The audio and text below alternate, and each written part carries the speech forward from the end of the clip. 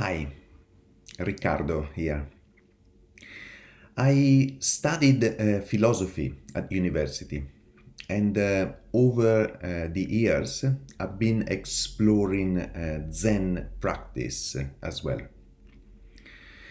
I've realized that some of the ideas philosophers have been wrestling with for thousands of years actually show up very clearly in our practice, in meditation, and of course in life.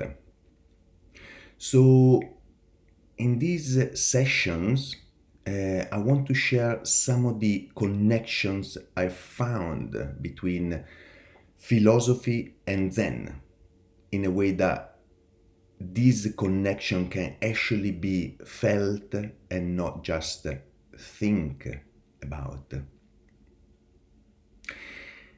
In Zen, we often hear the word flow, flowing with things, moving with life.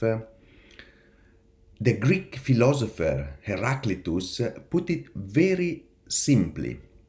You cannot step into the same river twice. The river changes, and so do you.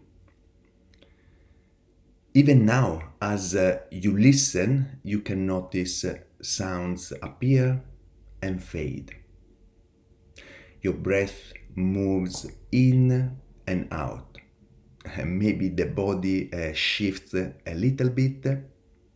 So basically, everything is already flowing, is already changing. But so often we imagine life as if it was solid, something we could freeze, the perfect moment, the perfect feeling, an identity. And when things don't stay fixed, perhaps we get fear, disappointment, resistance. But the truth is much simpler than that. Everything flows.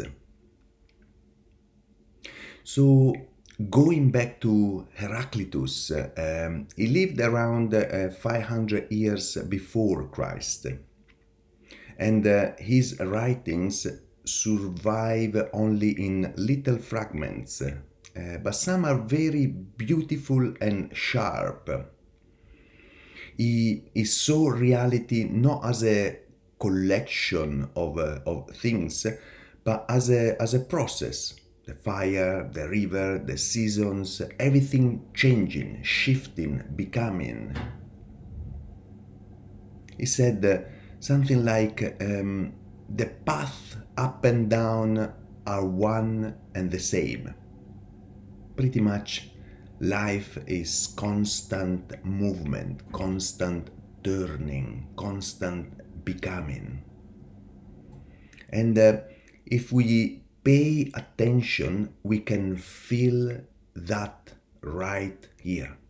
One breath after another, thoughts rising and falling, sensations flickering and dissolving. Reality is never, never still.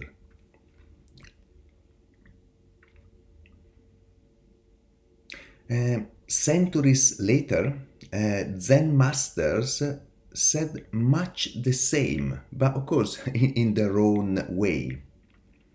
The great Japanese Zen teacher called Dogen spoke of Huji, which translates as being time. We usually think of time as something we have or not have, that is outside us in a way. But for Dogen, time and existence are not separate. The moment doesn't pass by, the moment is us. Your very being is time. My being is time.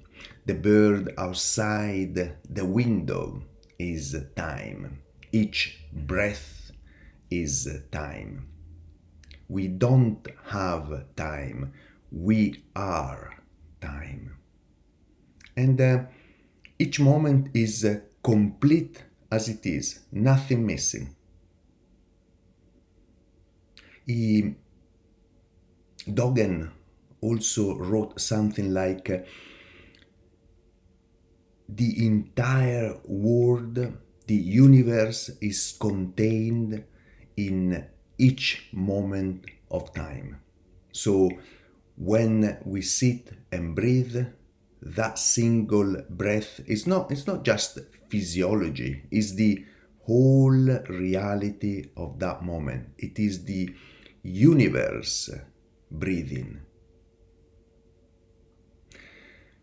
So when we say we never step into the same river twice, it's not only a reminder of impermanence, it's also an invitation to see how each fleeting breath is infinitely deep.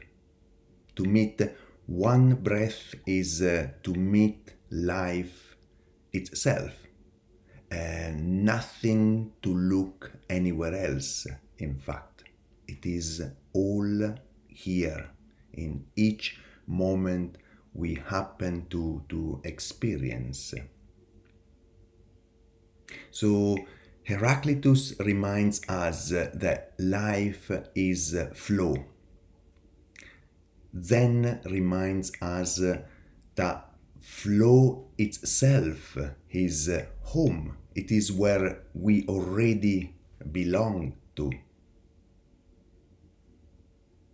How can we notice that little or the little rivers that change around us? Perhaps a sip of coffee or tea cooling as it makes its way into our body, or a cloud drifting across the sky, even our own moods shifting. Good moods will change, and bad moods will change too, hopefully. And why do I think this is an important reflection? Well, I guess because when we see that everything flows, we might stop fighting change. We might stop getting stuck in resistance. Instead, we find a more natural home in the movement of life, in changes. The river flows and we flow with it. Next time we are going to meet another philosopher, Descartes this time, and we will ask pretty much this question: what is this I that is flowing?